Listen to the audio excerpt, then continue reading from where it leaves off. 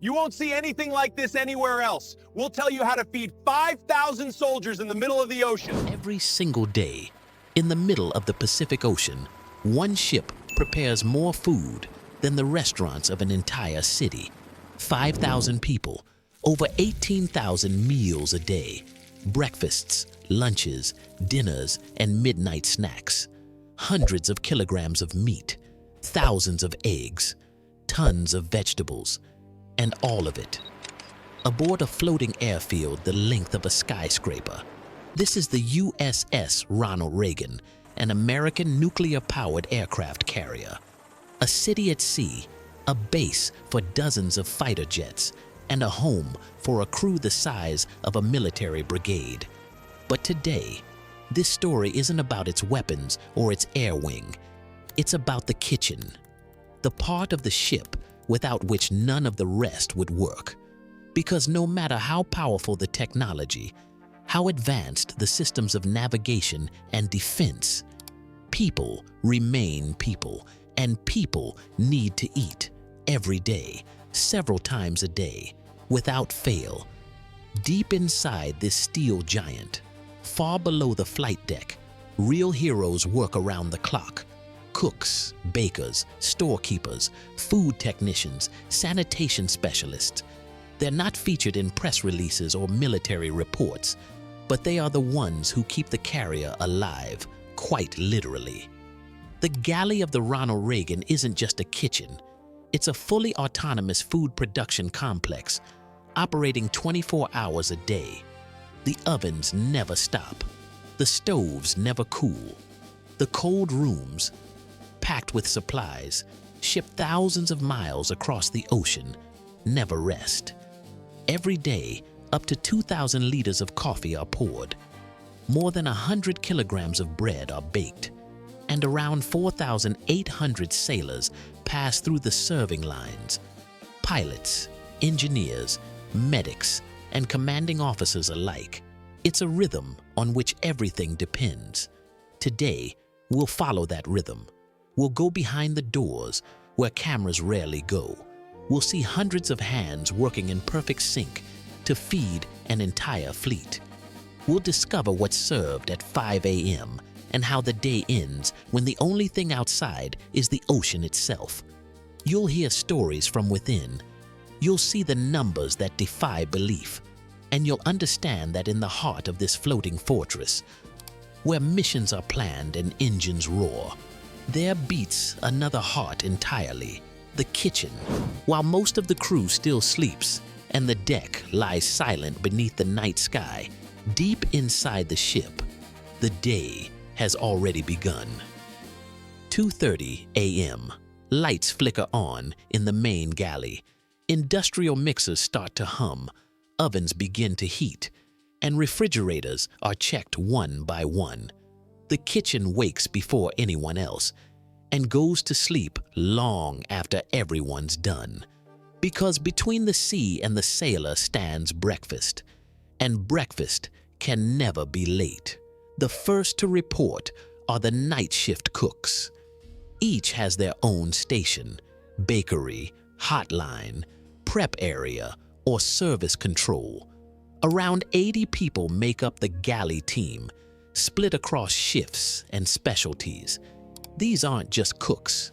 They're trained professionals, many graduates of Navy culinary schools, certified in food safety, with months or even years of seagoing experience behind them.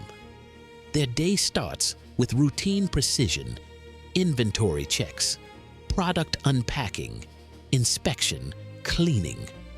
There's no room for mistakes. Every ingredient goes through 3 levels of control: expiration date, temperature, and appearance. Once approved, distribution begins. Meat goes into defrosters, vegetables to cutting stations, dough to the proofers. The ship has its own bakery, and it never stops. Warm loaves of white and rye bread, rolls, flatbreads, and pastries are all baked on site. The smell of fresh bread spreads through the compartments and corridors.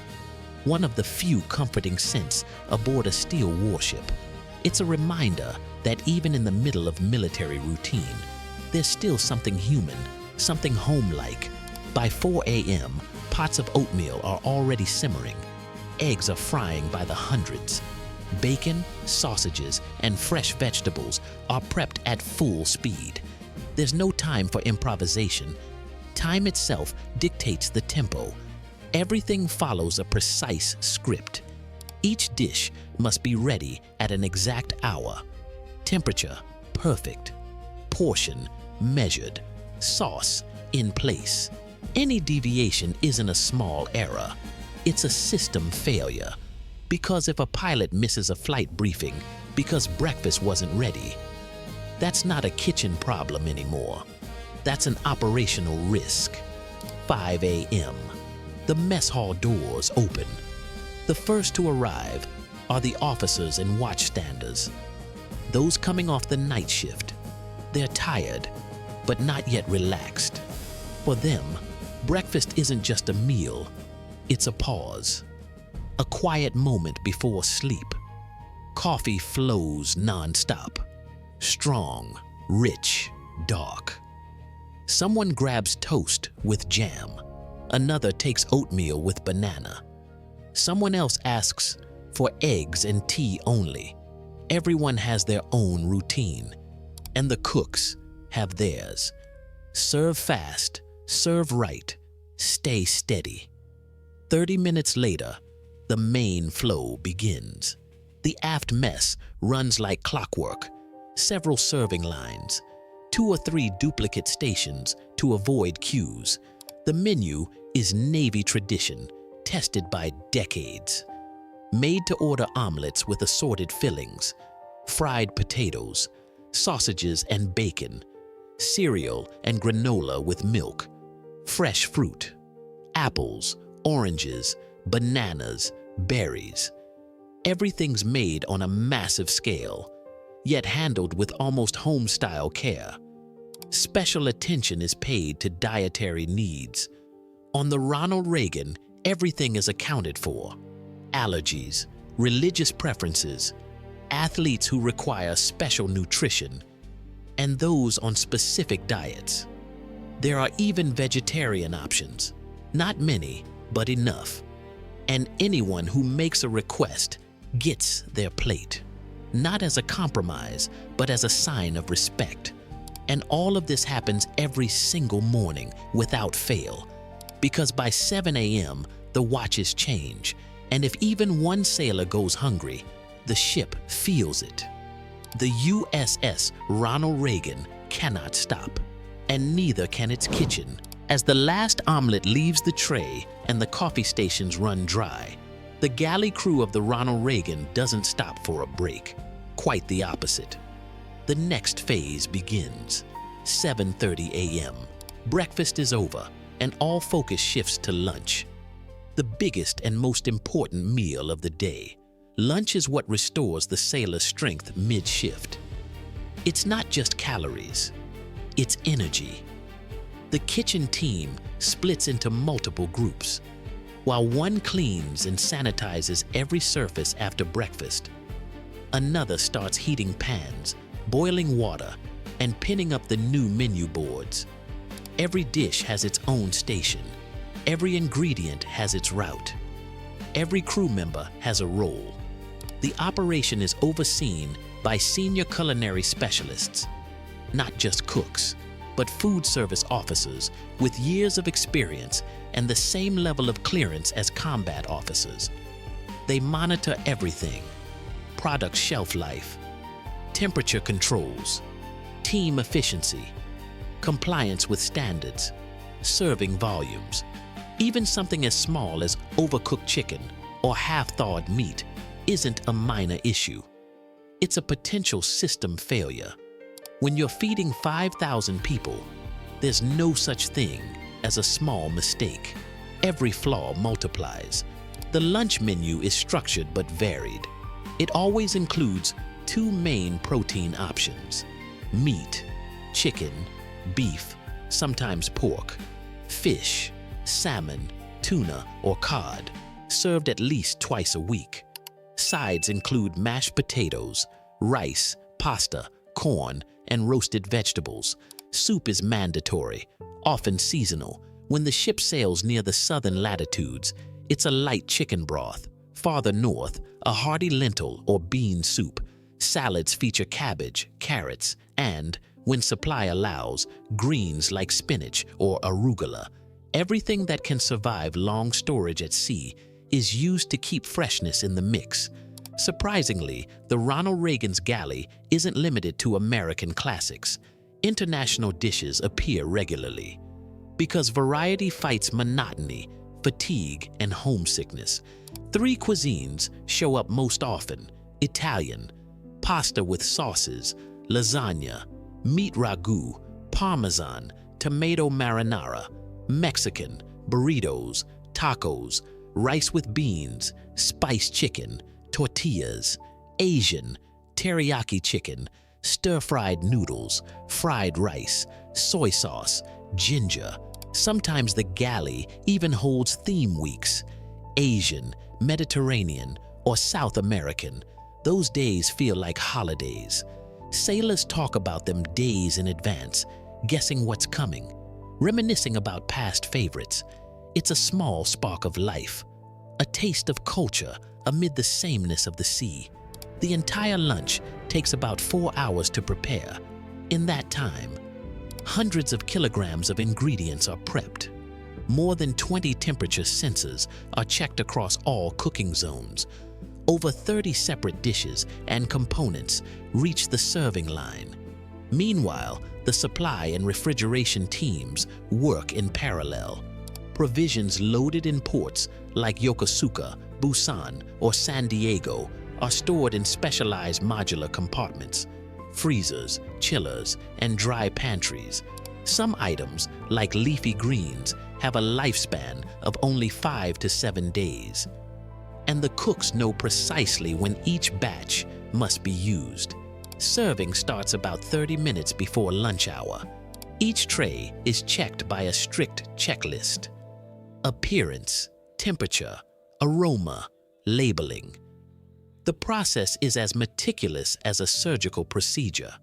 Only then is a dish cleared to leave the kitchen.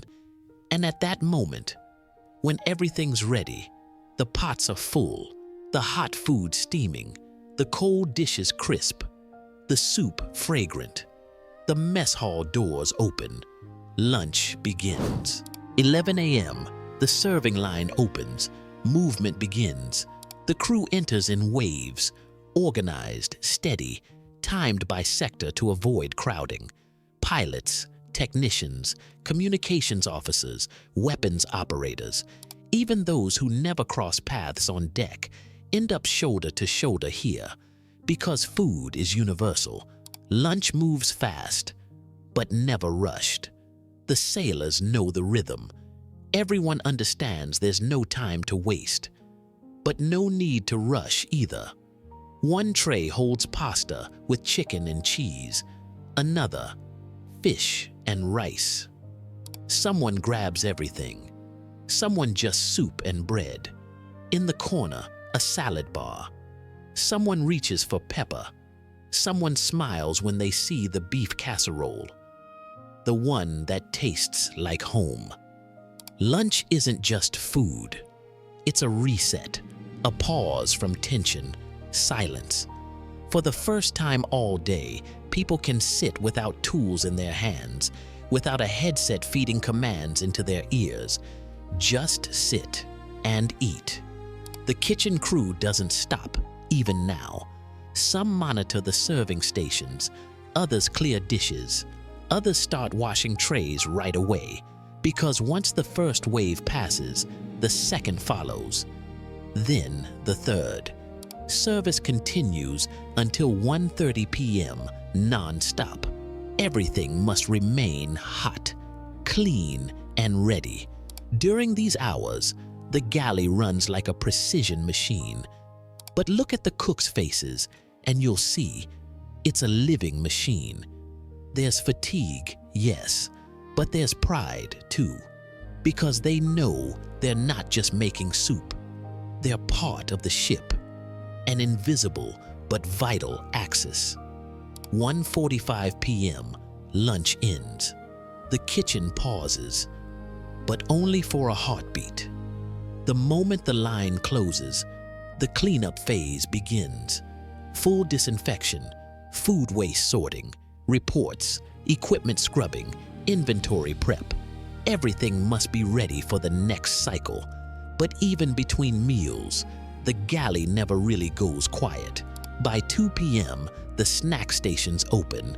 There are several of them, small service points where sailors can grab fruit, yogurt, milk, sandwiches, snacks, and drinks, all pre-packed, monitored, and available through the entire afternoon.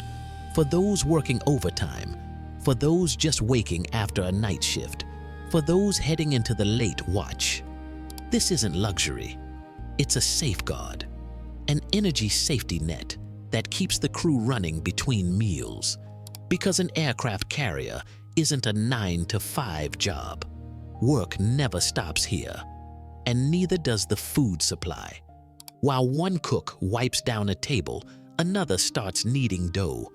While the equipment cools, the ovens heat again.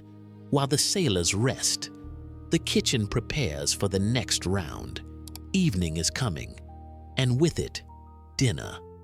By late afternoon, around 5 p.m., the galley begins to fill with new aromas, the unmistakable signal that another day is ending. But before it does, the crew must once again feed an entire floating city.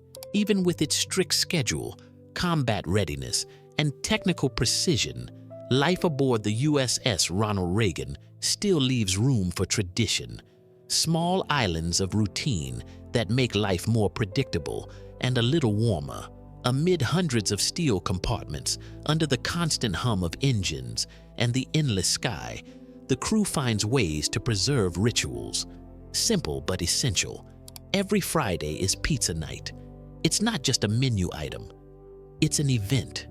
By 5 p.m., the entire galley shifts to a single mission: to bake dozens of pizzas, different crusts, different toppings, for every taste on board. The dough is made right here in the ship's own bakery. The sauce, tomato, rich with garlic and herbs. The toppings, pepperoni, mushrooms, pineapple, jalapeno, bacon, triple cheese, and sometimes even custom requests from the crew. On these nights, the mood on the ship changes. People loosen up, jokes get louder, smiles last longer. Even senior officers come down to the line, not to inspect, but to simply eat, alongside everyone else. Pizza on a warship isn't about Italy. It's about home, about the memory of a Friday evening somewhere far away, even when you're 12,000 kilometers from land. Another favorite tradition is Taco Tuesday. Every week, without fail, Mexican flavors against American steel. Seasoned beef, spicy chicken, beans, fresh lime, hot sauce, corn, and flour tortillas. Some stack 3 tacos at once. Some keep everything neatly separate. Some skip the spice altogether. And some carry their tray up to the open deck to eat under the evening sky. Taco Tuesday is about variety, about surprise, about taste. Even though it's an ordinary weekday, for a couple of hours, it feels like something special. And yet, nothing compares to what the crew calls the Steel Beach Picnic. It doesn't happen every day, or even every month. But when it does, people talk about it for weeks. Picture this: the massive flight deck, where fighter jets usually thunder down the runway, completely cleared. No aircraft, no fuel carts. Just tables, grills, and sailors in relaxed uniforms. The weather's perfect. The wind's gentle. Duty allows it. Command gives the green light. And the ship transforms into a floating festival. The galley moves outdoors. Cooks fire up the grills on deck. Barbecues, chicken wings, burgers, steaks, ribs, grilled corn, hot dogs, cold drinks chill in massive coolers, fruits, desserts, lemonade, all under open skies. People gather in small groups. Some sit right on the deck. Some lean against the rail, watching the ocean. Some play basketball on a temporary court. Others just laugh, talk, unwind. And there's music, sometimes live. If someone has a guitar or a mic, sometimes a playlist chosen by the sailors themselves. And yes, even dancing, casual, lighthearted, under the sun, in the middle of the ocean, on the deck of a warship. For one evening, ranks disappear. There's no seaman or captain, only people, all in the same uniform, with the same appetite, sharing the same goal, to relax together. These days are rare, but they become memories that last. Years later, few will recall what was on the Tuesday menu, but everyone remembers that August night over the South China Sea. The smell of ribs on the grill, the sound of rock and roll echoing across the deck, and the feeling that they weren't just serving on a ship. They were part of a crew. By 4 p.m., the galley comes alive once again. Dinner prep begins. The final great wave of the day, carrying its own rhythm. Not as tense as the morning rush, not as massive as lunch, but somehow more human. The cooks can tell by the sounds alone. Evening is near. Water boiling, ovens heating, knives being sharpened. Crew members return from their shifts. From repair bays, flight decks, and control stations, they come not just to eat, but to mark the end of the day. Dinner is always something more than nourishment. It's a moment of reconnection, a place to meet friends, to talk about what happened, to exhale. The dishes at this hour are prepared with a little extra care. Roasted meats in sauce, sometimes braised lamb, steaks, teriyaki chicken, sometimes lasagna, homemade style potatoes, pasta, sides are softer, mashed potatoes, stewed vegetables, rice with herbs, soup for those who want something light, salads, chilled and waiting. And above all, desserts. Every night aboard the USS Ronald Reagan, desserts are served. Pastries, puddings, pies, cookies, sometimes even a cake, if there's a reason. It's not just sweetness. It's a reward. Unofficial, symbolic, but deeply needed. Some take 2 pieces. Some carefully cut theirs in half. Some save it for later, to eat alone, in silence, back in their berth. Meanwhile, the kitchen never stops.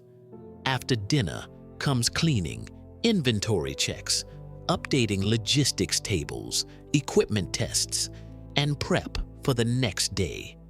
A night crew remains on duty because at any hour, someone is still on watch. And that means the kitchen must always be ready. On board the Ronald Reagan, there are no holidays when the galley rests, no hour when the stoves go completely cold. As long as the ship runs, its heart keeps beating. The galley, invisible but vital.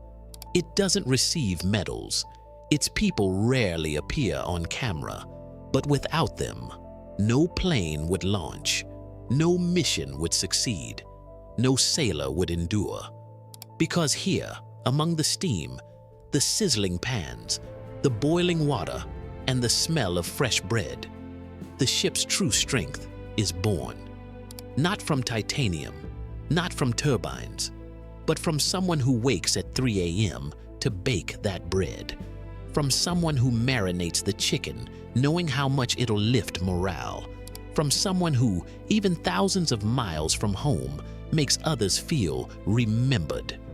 If this story gave you a glimpse behind the scenes of one of the most extraordinary places on Earth, the kitchen of a nuclear-powered aircraft carrier, give this video a like. Tell us in the comments what surprised you the most. And be sure to subscribe for more stories about the marvels of American military engineering, life at sea, and the people who make the impossible possible. Thank you for joining us. See you next time on the next deck.